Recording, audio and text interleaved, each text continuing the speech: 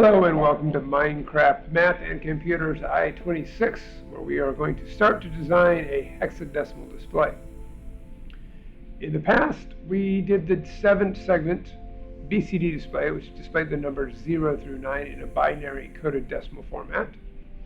Now we have learned hexadecimal, which has 16 digits, which are 0 through 9, and then A through F to represent the additional digits.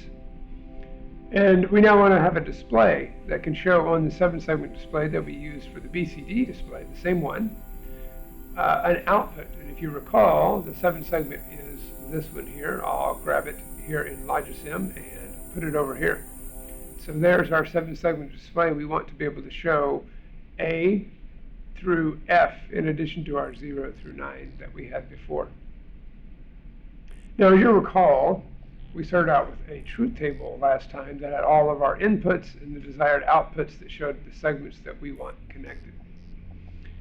And we do the same thing again, but we'll find fairly quickly that instead of using a lot of algebra that we used last time or other design techniques to try to find the most optimized circuit, that becomes fairly difficult with this many inputs. So instead, we're going to take a very different approach. It's going to be a very straightforward approach. So I have brought up the 4-bit bus that we had before. I put the 7-segment over here. And of course, so here are our bits 0, 1, 2, and 3. So right to left. This is the highest order bit. So this represents 0, this represents 1, this represents 2, 3, and so forth. Now, what we can do is we can do some simple AND gates here. So I'm going to go to the gates. And I'm going to pull an AND. I'm going to set this for narrow because we want smaller ones. And just to show you something, I'm going to go with 2 inputs only. So this is what one of those AND gates look like. So for instance, if we wanted to make sure that we were doing 0, I would drop this AND gate here. And I would connect it up to the 0 for all of these, which we've currently selected. That makes this gate active that you can see there. Now I just need to copy that and make another one. Now, if we only had available to us input gates that were 2, or gates that had 2 inputs, then this is the way I would have to do it. Now, I've selected 0 for bit 0, 0 for bit 1, 0 for bit 2, and 0 for bit 3.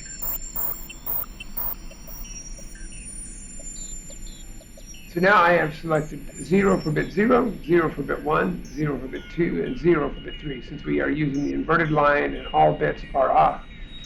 With these, I would then need to say I want to AND that again. I'll just copy the one that I already have. It's right here. And then these would have to connect into here, like this. And then there's finally our output. So let me put an LED on the end of that, right here. And this shows that we now have the condition of 0. As soon as I turn on any of these bits, then our condition goes off. We have selected 0.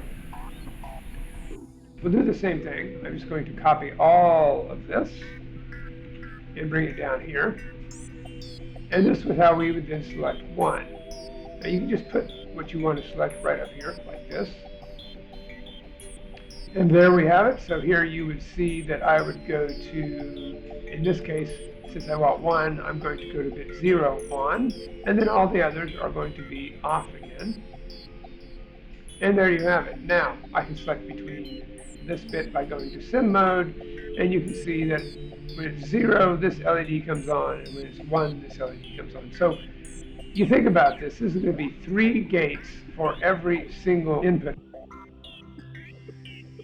And I actually have 16 different inputs. The number of gates that I'm going to need to select all my various outputs is going to be 16 times 3. That is the number of gates that we need. That's 48 gates total just to select over here. Now in Minecraft, we don't want to do this, so I'm going to start over by deleting all of these. That was just to demonstrate 2 input gates, how many we would need. Instead, I'm going to set these for 4 inputs because we can do that. I'll go to here and say instead of 2 inputs, we want 4. And then I just need to disconnect these and put this in place. Now here it is for 4 inputs. just grab these and select these, slide them back up. So for our first gate, which is to be 0, this is what I do. Now that gate is on just like before, so we've selected 0. So I'm going to go ahead and do that for everything. And here's the pattern. I put on the bit pattern that I want, so the number 1 in binary goes there. I'm going to select this gate and copy it and put it right down here. I'm going to continue to do that until I have a total of 16 gates. So there's the 0, here's the 1, the 2, and so forth. So I just have to wire all of these up. So let me do that first. Let me get 16 of these set up. We'll do that high speed.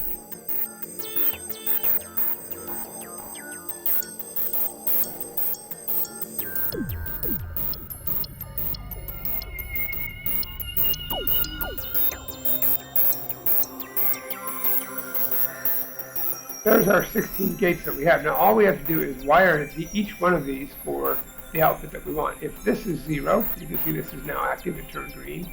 These are all red because they're not connected. I now want a 1, so if I put a 1 on there in sim mode, all I have to do is connect to all the green wires, just like this. So there's our 1, and you can see now when I put between 0 and 1, I get the same thing. It's the only active gate. So now I put on a 2. Well, that's right here. And I go to the next gate, and I, once again, wire up just the green ones. Makes it very simple and very easy to do. All 4 of them, and I now have the ability to slip between 0, 1, and 2. So there's 0, 1, the middle gate comes on, and then 2, this gate comes on. So what I'm going to do that with all 16 gates. You can watch high speed, slow down if you need to catch up, but that's all I'm going to do. Our next one, of course, is 3.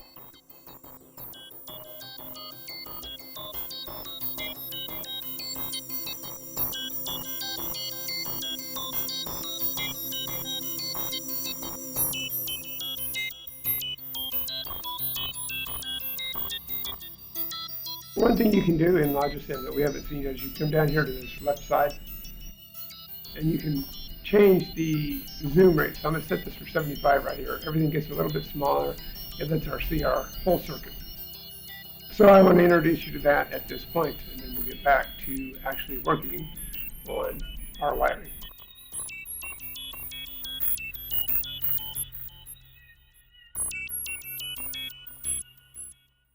We now have all 16 gates wired in their positions. So if I put a number in binary up here, 0, there's the 0 gate, the 1, the 2, the 3, of course, is next, and we just move down through them like this. So I've got them all wired up, and they are selecting here. You can see an error because I didn't quite get this gate to the right place. It needs to go there. So we're good. And now we just need to start wiring these actually. The first thing I'm going to do though is clean up. It's always good. You can see where I don't need this one. The last connection is to there. Same thing here. I don't need any of these until you use them last, which is there. So I just move these up. This cleans this up. So there is our 16 gates that select our various inputs. Okay, so I've got all the inputs labeled now, 0 through F. So these are the actual hexadecimal values that can be put on the 4-bit bus. And the last thing we need to do is eventually get that over to our 7 segment that I've removed for the time being. Now if you remember, the way we have to do that is I can't connect 2 of these together. Like, for instance, 0, the segment A gate, if you remember, is used for both 0 and, say, also for 8. But when I connect them together, I get an error. Because I can't do that. You actually have to use OR gates to do that. The easiest thing to do is look at all of our various inputs. You see that we have actually over here on the right, I'm going to put them, they are 0 through 9. And A, B, C, D, E, and F. And the A is capital A, the B looks like a lowercase b, capital C, a little d, an E, and an F. These are the standard hexadecimal values we use. Here's a chart that shows all the possibilities that have been devised for all the upper and lowercase letters and punctuation that can be used, at least with the English language, to spell out different things. These are all unique And you can use these actually to write anything on a 7 segment with a little bit of knowledge of what it is you're trying to accomplish. But in this case, we're going to just use 0 through 9 and A through F. And what I start with is we pull out an OR gate. And I'm going to put it over here for the time being. And then we have to decide how many inputs it needs. So we start with the, for instance, the A segment, and we determine which of the outputs on the 7 segment contain the A segment. As you can see, once I remove them, we end up with A. So I'm going to label this seg A, like so. And it's going to need 13 inputs, like this. I'm going to leave it over here for now, and just to make this easier to see, I'm going to go back to it 100%. And now we start wiring. You can see exactly what I need. So it's saying that the output of 0, the input of 0 over here, these are all being 0, means that we need the segment A on. And so all I need to do is drag that out like this. And that's connected. The other thing that we need to do is we have some vertical lanes for all these, because you think 0 is also going to come down and go into other segments of the 7 segment. So that means I'll be connecting this downwards into others. So we're going to create vertical lanes for all of these, starting with the 0. So we try that again and see if we can get it. Still didn't get it. Easiest thing is just maybe delete that, and we'll do it like this. There we go. This is going to be 0, for instance. Like this. I'm going to bring it all the way down for the time being to denote 0. Because somewhere down here we're going to have segment G, and 0 doesn't use segment G, but it uses all the others. I'm going to do that. That would be the 0 lane. The next one over, of course, would be, for instance, this will be 1. This will be the 2. This will be the 3, the 4. So I'm going to move 1 over every time. I'm just going to reserve those in the front so that we know how that works.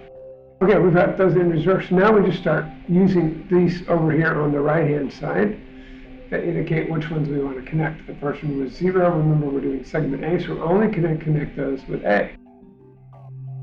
I just bring it available to the next invert. We'll just do the A together. The next one is the 3, which has the top segment on, which is segment A. 4 does not. 5 has it. 6 uses the top segment. 7 uses the top segment. 8 uses them all. It is the one that uses them all. And then, of course, 9 does as well. And then we move on to A. And A uses it.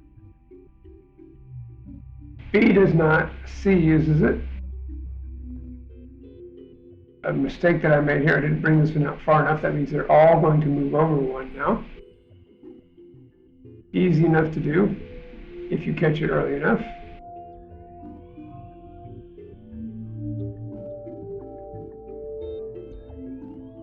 All right, fixed. All right, we said B does not, so we're going to do the C connection. D does not. And E and F.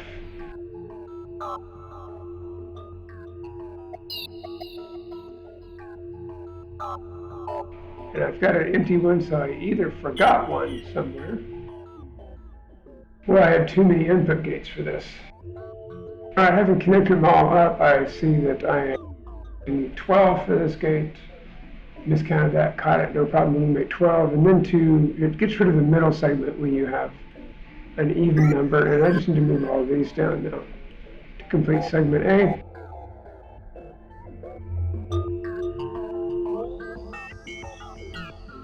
All right, and we're going to grab our output and put our 7 segment over here and hook it up. This is the A segment right here, and it's on. Now, because 8 uses all segments, I'm going to put an 8 on.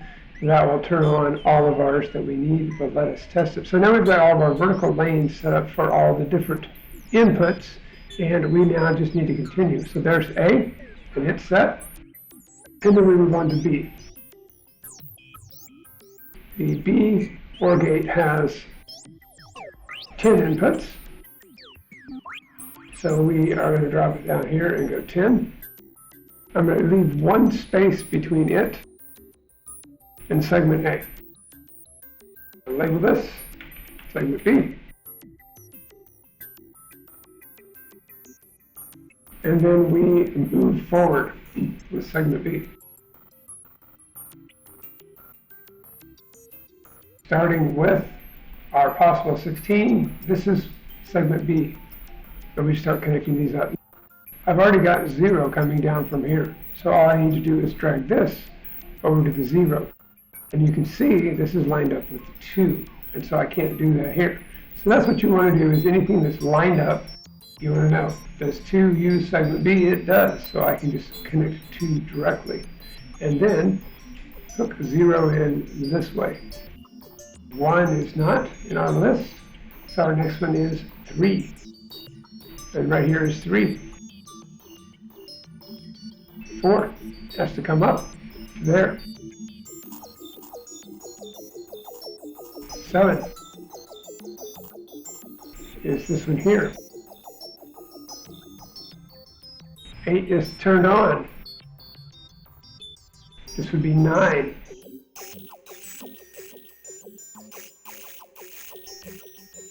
This is A. As you can see, B we skip, C no, D yes. So we want to bring the D up and put it in this input. And then E and F don't use it either. So the segment that I did not add was 1. I don't know why I did that, but it goes right here like this. I'm going to move all of these down when I can. You select them and you drag down.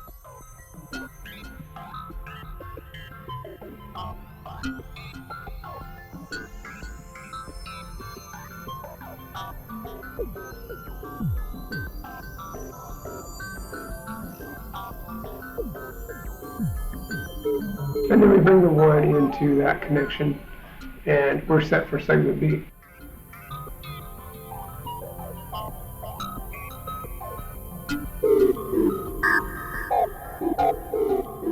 Segment C, we first of all connect B into there, and then segment C comes down to there. That is segment C. We know that, for instance, 8 is 1, 0 does use segment C, so you see that 4 is lined up to segment C. I bring it straight into there to take care of segment C. Now, the ones that also I'm going to need, you can just watch. I'm going to bring the 1 down. Moving on to segment D. Segment D has these for its inputs. That means we have 11.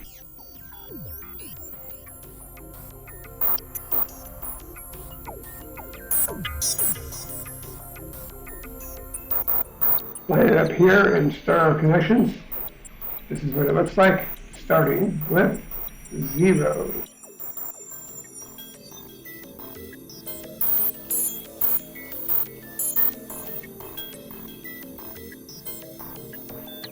Now, this is a situation we run into where I'm lined up with 7, but 7 is not part of the D gate. It does not use it. So I can just move on to the next one in this case, which is going to be the 8 there. I still need to hook up to 6 from here, and so we just come down. So you just always got to find a way to get these where these are coming out and find another connection. So we move on to 9.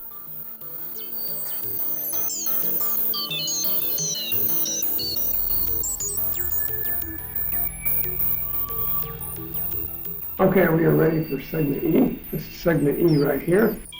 This is the outputs that have it. It has 10.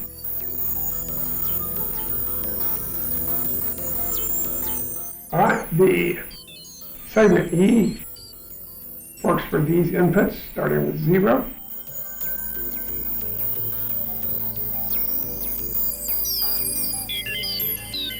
And And then we hook segment E into this location. That is segment E. Okay, moving on to segment F. Segment F has these inputs. There are 11 of them.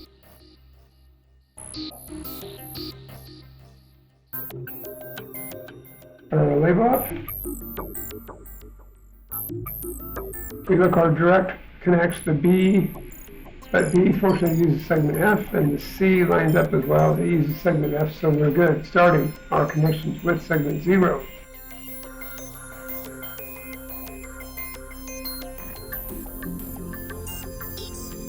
And then we connect this into this location right there. That turns out to be G. There's the E. This last one is going to be the G. And then our last segment is, of course, our last segment is segment G. Here's its input. There are 12 of them. We drop it right here. Our direct connects D is in line, but it actually uses D, so D is an input. That is fine. The other one is an E. So we start connecting this time. Instead of 0, our first connection is 2, which starts right here.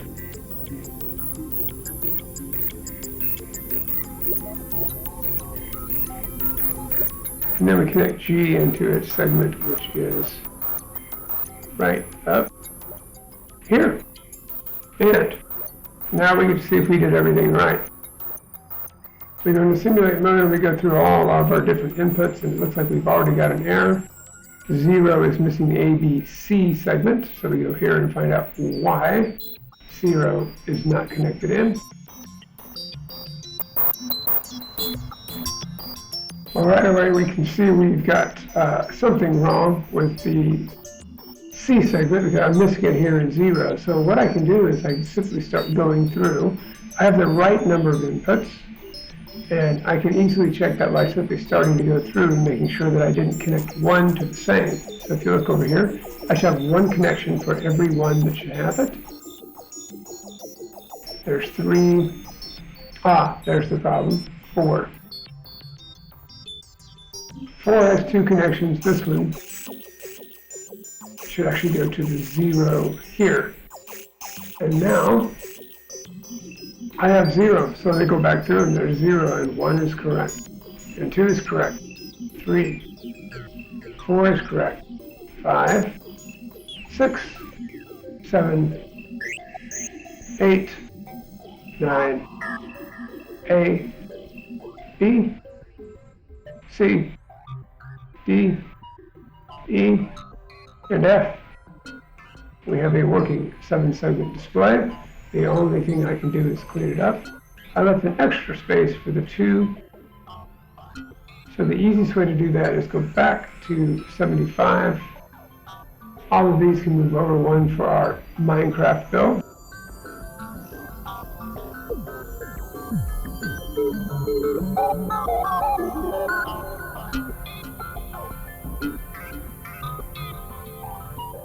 And then, of course, these can all be moved back as far back as I can go. And might as well move these too.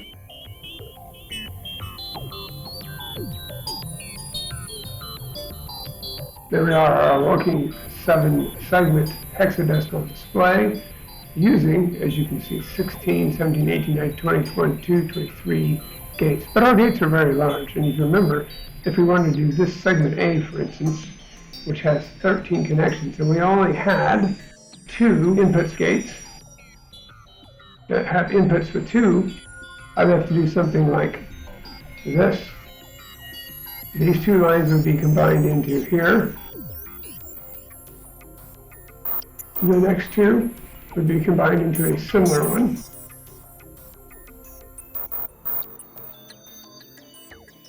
That would take care of our first 4. We have another one here for these 2. I need 1 for these 2.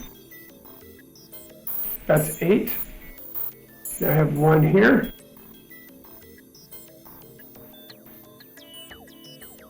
So there's 2, 4, 6, 8, 10, 12, and we have 1 more input coming into it.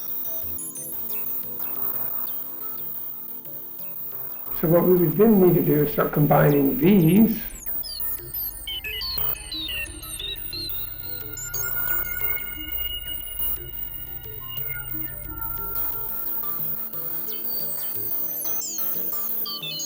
Then we have another here, here, one in front of those, and then one more here. So our inputs would have to be connected like this. There, there, there, and there, there, and there. These then go into this one.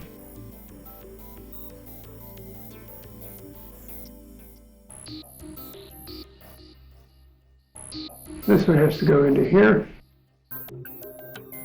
This one into there.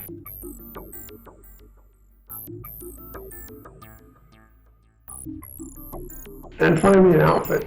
So all of these gates that you see here are combined into this single large number of input gates.